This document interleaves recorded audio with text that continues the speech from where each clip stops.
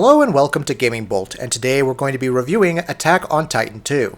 2016's Attack on Titan was a game that had a lot of potential. It did many things right, and for hardcore fans of the manga and the anime, it was, barring some flaws, a pretty good video game adaptation of a popular property. Unfortunately, those flaws weren't easy to ignore, and while the game was a lot of fun, it left something to be desired. And while the sequel Attack on Titan 2 is an improvement over its predecessor in several ways, it also makes some errors of its own that hold it back from ever being anything more than pretty good.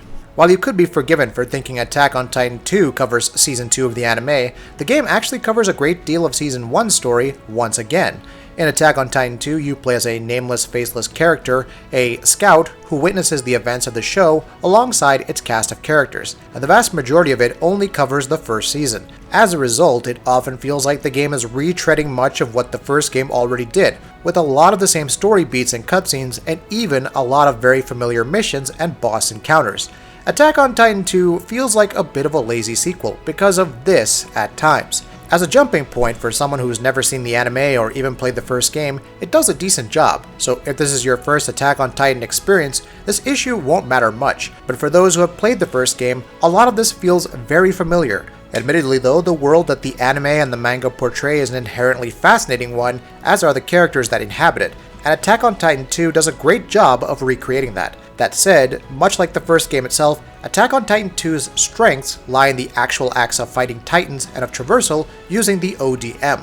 Developers Omega Force have managed to perfectly encapsulate the thrilling, fast-paced movement and action that the anime is known for. Using the ODM to zip around the environments while managing your momentum without ever touching the ground never stops being fun and exhilarating. And combining these movements with attacks against titans during combat scenarios is just as much fun. Controlling your character in the middle of hectic battles is usually quite smooth, and battles have a nice and fast flow to them. Interestingly enough, there's also some level of strategy involved. In addition to having party members with their own attacks and skills, you also have to set up different kinds of bases across the battlefield that provide different kinds of support, from offensive to defensive to providing you with more blades and gas, which is what you need in combat and to power your ODM respectively. These bases come in pretty handy in fights where you're facing a large number of enemies, or when you're up against a stronger titan, and knowing which ones to place and where to place them is important.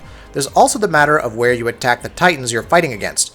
Going for brute force can be an effective option, but using specific attacks to cut off their limbs or to slice their neck not only proves to be a more effective strategy that brings a better and more fluid flow to the combat, but also rewards you with materials that you can later use to upgrade your weapons and equipment. The upgrade system, surprisingly enough, is plenty of fun too. It's not very deep and it's not like farming for parts in Monster Hunter, but it brings a nice layer of strategy to battles. Unfortunately, as the game progresses, the combat does tend to get a little repetitive. Objectives and missions in Attack on Titan 2 don't have a lot of variety, and ultimately, the game has you doing the same thing repeatedly, killing titans. Sure, that's the point of the game, after all, and in and of itself, killing titans is a lot of fun. But when you have to do it repeatedly, with not much to break the monotony for the entirety of the game, it can get a little grating. There are a few side missions that can be unlocked, but most of them are either too brief or too uninteresting. What leads up to those side quests is a lot more interesting though. Since the character you play as is also a scout, you're with the show's cast of characters the entire time, and outside of battles, Attack on Titan 2 lets you interact with these characters and develop friendships with them. It's a bit Persona light. Often you get dialogue choices, and picking the right choice at these moments increases your bond, while finishing story missions does so too.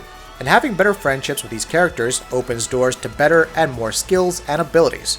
It can be a fun distraction, and for fans of the show, interacting with these characters outside of battle and getting to know more about them and this world can be a fun exercise, something that can also be accomplished by reading the protagonist's journal. That said, the dialogue choices themselves aren't really choices, since there's always only one correct answer the game expects you to give if you want to improve your bond, and it usually makes it pretty obvious what that answer is. As a result, they end up feeling somewhat shallow. Attack on Titan also has an online mode and a co-op mode. Co-op is essentially a string of short isolated missions that you can dabble in with other players to earn rewards, and it likely won't grab your interest. The competitive multiplayer, on the other hand, is quite enjoyable. It sees two teams of 4 players fighting to see who can kill more titans. You can always let the opposing team whittle down the titan's health before striking the landing blow and stealing their kill. Conversely, the same thing can happen to you. These matches are usually a great deal of fun. Attack on Titan 2 is an entertaining game, there's no doubting that. Traversal is fluid and energetic, Combat is fast and exciting, and the game portrays the anime's world and characters very well. However, it feels like a retread of its predecessor way more than it should, and it also can get quite repetitive as it continues to progress towards the finish line. These flaws hold it back from being a much better game, but the end result is still a pretty solid effort that you can get a good 15 to 20 hours enjoyment out of. That'll be it for this video. If you like what we're doing, please go ahead and subscribe, and we'll see you next time.